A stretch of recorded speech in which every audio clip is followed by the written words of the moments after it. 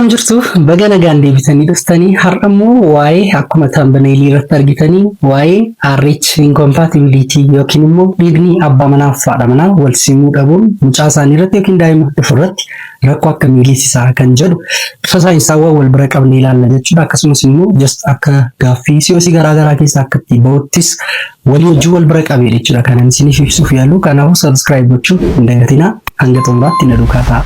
Toligaan akkuma jalqaba irratti isinitti himuuf yaalee har'a waa'ee RH ISO immunization yookiin immoo RH incompatibility mata duree jedhudha jechuudha kan nuti ilaallu. Egaan barnoonni kun barattoota fayyaa qofaaf miti kan inni fayyadu just namni kamiyyuu abbaa manaa fi haadha manaa ta'uu danda'u namni kamiyyuu saayinsii beekuu danda'uutii qabudha jechuudha. Akka general knowledgeetti eenyumtuu beekuu danda'uutii qaba jechuudha. So gaafuma overview isaarraa kaasnee ilaallu.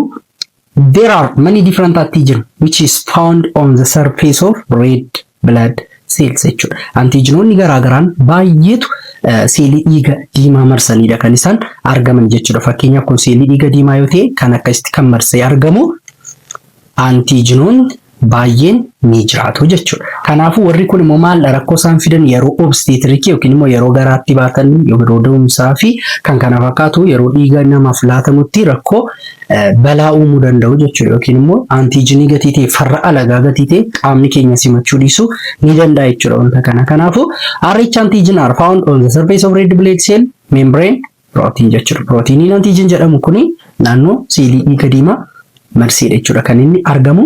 ZD antigen also called RH factor is the most powerful and important of RH antigens jechuudha. Kan jechuun immoo maal jechuudha?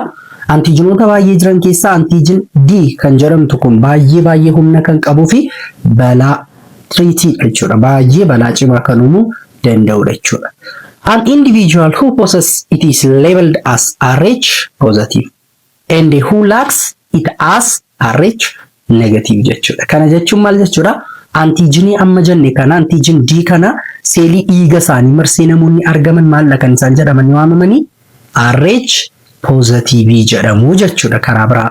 Akkasumas immoo warri antigenii kana ofirraa hin qabne maal jedhamu jechuudha? RH negative jedhamu jechuudha. Kana jechuun karaa biraa amma fakkeenyaaf namni tokko gosti dhiiga isaa A-, B-, O-, AB- gaafa jedhamu minus jechuun gabaabaatti maal jechuudha? Lack of antigen D yookiin D antigen or RH factory kanaadha jechuudha. Ofirraa hin qaban yookiin immoo seelii dhiiga diimaa isaanii marsee kan argamu antigeniin kun jechuudha. Kanaafuu amma gabaabaatti isinii galeera jedheedha kana yaadu namoonni gosti dhiiga isaanii A+, B+, O+, AB+ jedhamanii antigenii kana ofirraa qabu jechuudha. Akkasumas immoo warri immoo gosti dhiiga isaanii O-, B-, AB- fi kan kana fakkaatan qaban immoo maal jedhamu jechuudha? Ofirraa kan hin qabne yookiin immoo RH negatiiviidha kan isaan jedhaman jechuudha. Okay, inni kan biraan darbee immoo react weakly to antibody warri jedhamanis jiru yookiin immoo DU positive kan jedhamanis jiru ni ilaalla qofaatti. Egaan definitionii murtaa'aa ta'e kan immoo haa ilaallu. RH incompatibility presence of different types in human and herpes. RH incompatibility amma namoonni baay'een RH incompatibility fi RH ISO immunization walidha kan isaan rukutu. Kanaafuu there are big difference between them. RH incompatibility gaafa jennu argamuu antigenii garaagaraa haadhaa fi mucaa gidduuttidha. Fakkeenyaaf in case of obstetric yookiin yeroo garaatti baattu haadhi tokko rakkoo kan uumu isheen gosti dhiiga ishee negatiivii ta'e mucaan immoo yoo maal ta'edha? Positive yoo ta'edha jechuudha. Kanaafuu rakkoon kun RH incompatibility jedhama. Garuu ammas biratti kan hubachuu qabdan presence of different RH typeidha malee rakkoon uumamee miti as biratti.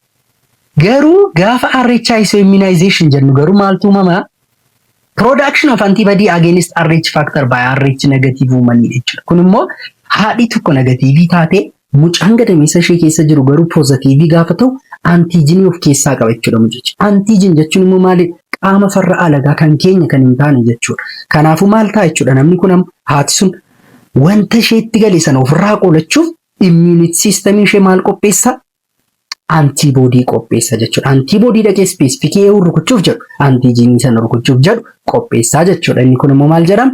RH immunization yookiin immoo RH sensitized jedhama jechuudha. Kanaafuu kamtu hamaadha jettanii yaaddu? Lamaan saayyuu waan sirrii miti garuu immoo sensitized taateetti taanaan hamaadha jechuudha. Garuu RH incompatibility jira taanaan maal ta'uu ni danda'ama? Yaalamuun ni danda'ama jechuudha. Akkamitti kan jedhu itti deemna. Inni kan biraan erythroblastosis fetalis akkasumas immoo hydrops fetalis kan jedhaman jiru. Warri kun maalidha? Rakkoo mucaan tokko RH incompatibility dhaan yookiin immoo haadha sensitized taatee tokko irraa dhalatu rakkoon isa mudachuu danda'u maal ta'u.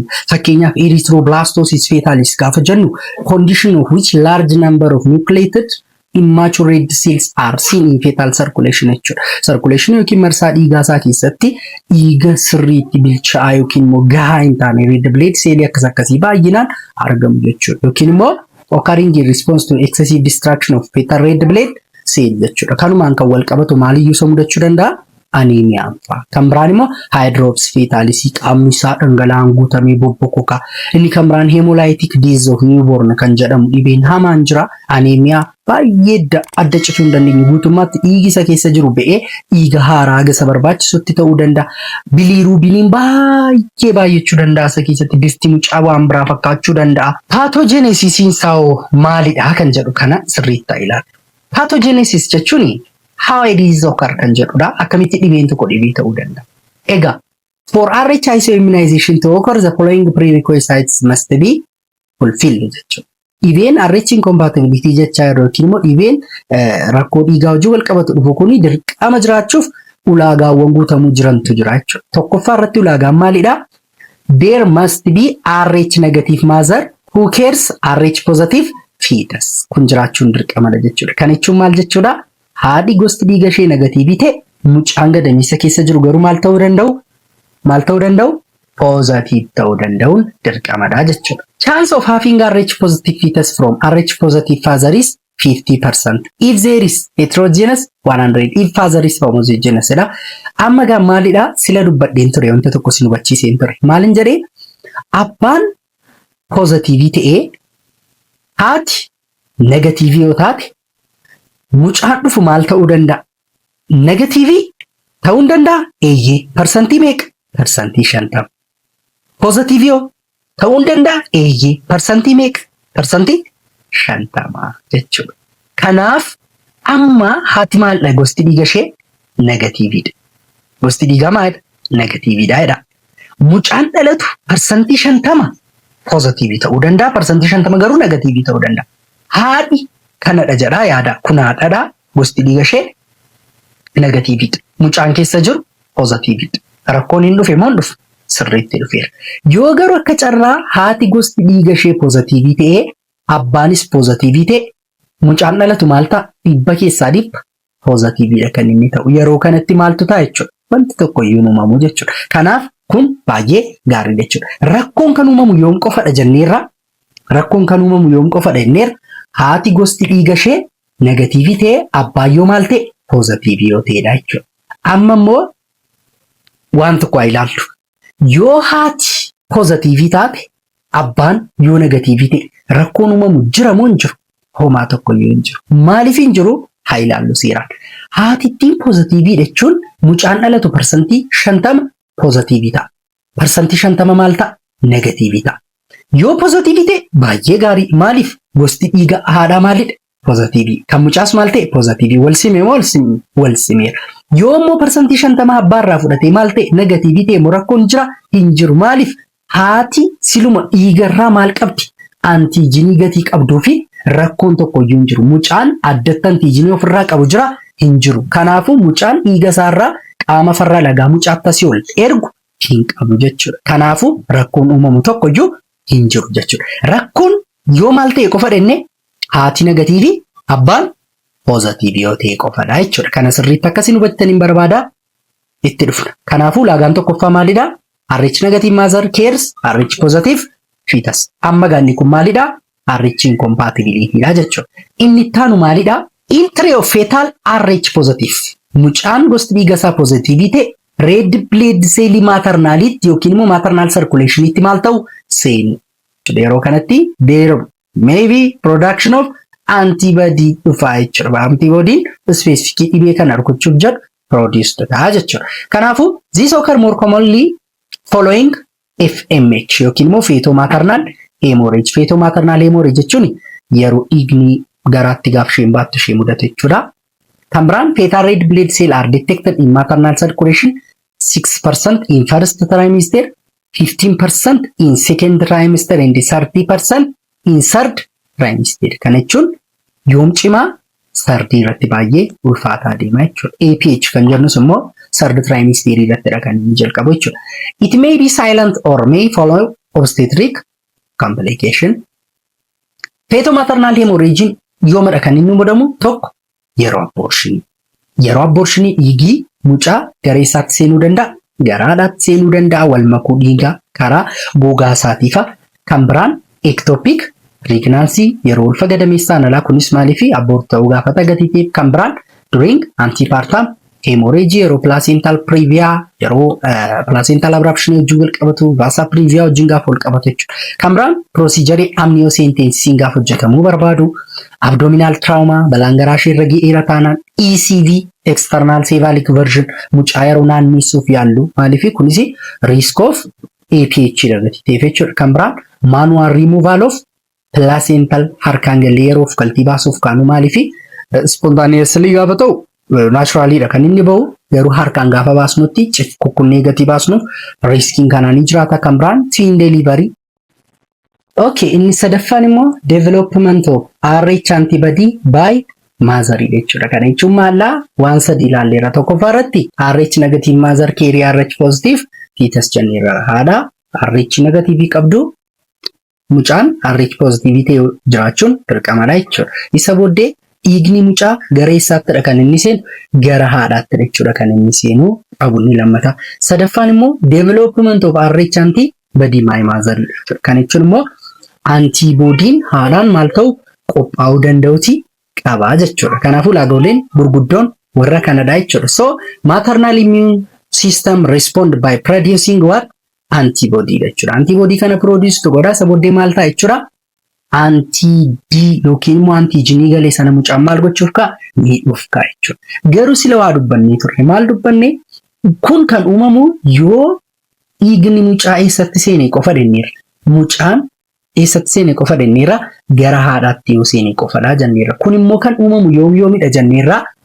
Tokko yeroo abortionii, yeroo ectopic pregnancy ulfa gadameessaan alaa, yeroo APH garaagaraa, yeroo procedure amniocentesis hojjetamu fi kan kana fakkaatanidha jenneerra. Kanaaf mucaan kun fakkeenya abortionii gaafa godhu dhiiga isaa ol dabarseera taanaan mucaan kun maal ta'eeram aborta ta'eeram ba'eeram tire terminated pregnancy ta'e. Amma gaa rakkoon dhufu rakkoo isa kamidha? Rakkoo mucaa isa lammataa irrattidha malee mucaan kun siluma maal ta'eeram abortionii ta'e. APH yookiin ectopic pregnancy yoo fudhanne mucaan kun ulfa gadameessaan alaadha guddachuu hin danda'u. Mucichara rakkoon ga'u jira hin jiru mucaa jalqabaarra. Garuu maaltu ta'e darba dhiiga isaa fuudhee eessatti dabarsee laata? Haadha keessa gashee ba'a.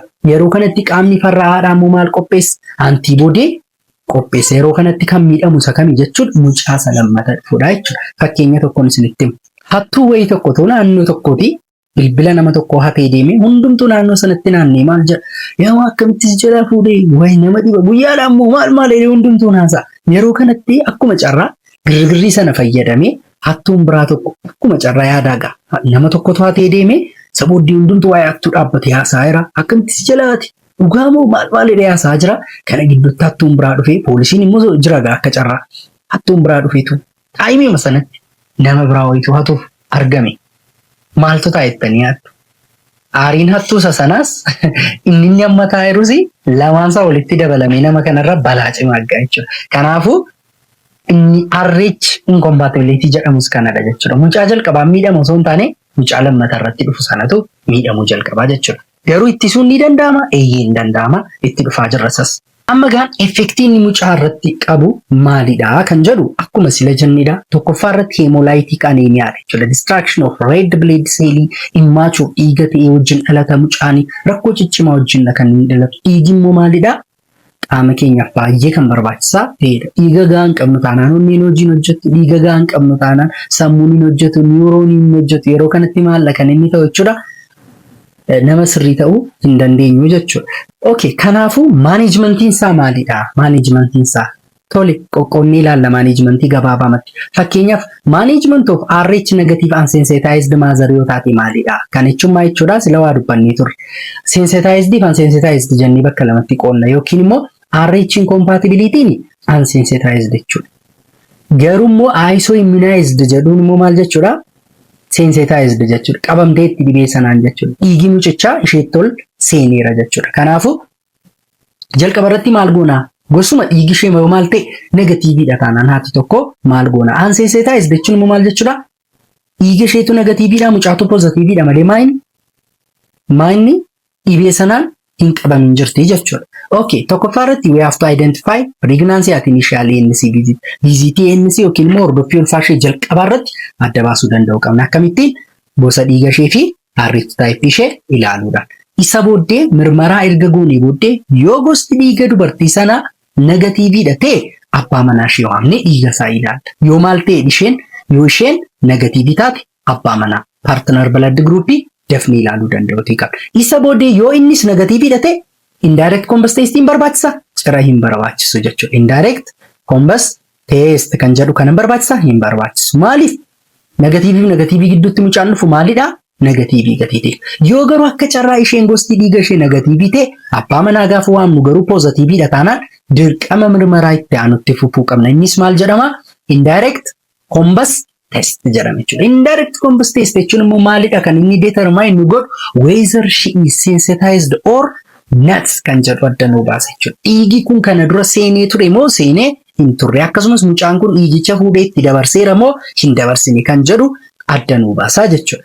Isa booddee RH positive with negative antibody no further testing needed jechuudha. Isni galeeramtee RH ishee maal ta'e positive ta'ennaan negative antibody dha taanaan garuu testiin adda hin barbaachisu jechuudha.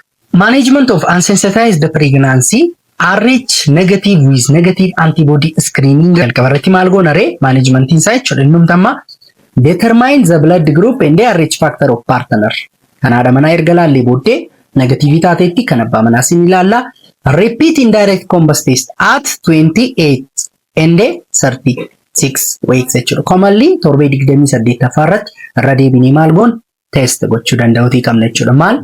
Indirect combust test dhiigni mucaa isheetti darbeera moo hin dabarre. Isa booddee indirect combust test kana gaafa ilaallu gosti dhiiga ishee yoo maal taate ilaallanneerra negatiivii. Erga negatiivii taate isheen indirect combust test immoo torbee 28 irratti yeroo ilaallutti negatiiviidha taanaan indirect combust testiin kun negatiiv yookiin immoo sensitized hin taane taanaan maal laannaa fi 300 microgram of anti D kenninaaf. Torbee meeqatti? Torbee 28 irratti jechuudha. Faayidaan anti D kun maalidha? Prophylaxis jechuudha. Qaama ishee yookiin immoo seelii dhiiga diimaa ishee irra maaltu hin jiru? Haadha kan antiijiniin hin jiru. Amma gaafa gaan anti D kana laannu maalidha jechuudha? Akka waan qaamni ishee antiijinii ofirraa qabuttidha kan inni act godhu jechuudha. As prophylaxis. Yeroo kanatti dhiigni mucaa yooma haadhatti bu'uuf keellee immune system produced ta'u hin jiru jechuudha. Maaliifidha produced kan hin taane antibodiin amma gati prophylaxis anti-D jedhamu laannuufi. Kanaafuu haadhi tokko gabaabaamatti gaafa laan gosti dhiiga ishee negatiiviidha taanaan kan abbaa manaa waamni ilaalla. Isa booddee abbaa manaanis negatiiviidha taanaan mirmaraan addatti barbaachisu hin jiru. Garuu immoo isheen negatiivii taatee abbaan manaa poozitiiviidha taanaan indirect combust test kan jedhamu ilaaluun dirqamadha. Faayidaan indirect combust testii maalidha jechuudha? Dhiigni mucaa haadhatti seeneera moo hin seenne kan jedhudha. Yoo seeneera ta'e indirect combust testiin keenya maal ta'a? Poozitiivii ta'a riizaltiinsa. Yoo garuu inni negatiiviidha ta'e dhiigni ol seene hin jiru jechuudha. Kanaafuu maal kan nuti gochuu qabnu amma negatiiviidha taanaan prophylaxisii torbee 28 irratti yookiin walakkaa ulfa sanaa irratti kenninaaf jechuudha.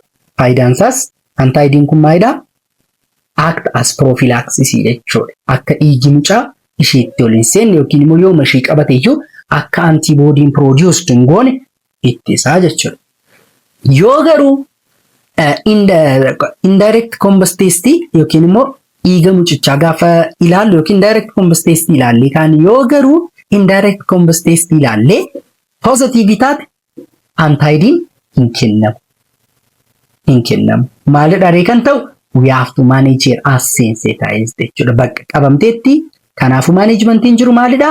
Yeroo mucaan dhalatu mucaa ትሪት gochuudha jechuudha ኢምፔሪካል መሌ አደት ደበሌ ካኔ ኢላን ማሊፊ ፕሮፊላክሲስ jechuun preventionidha malee treatment miti jechuudha.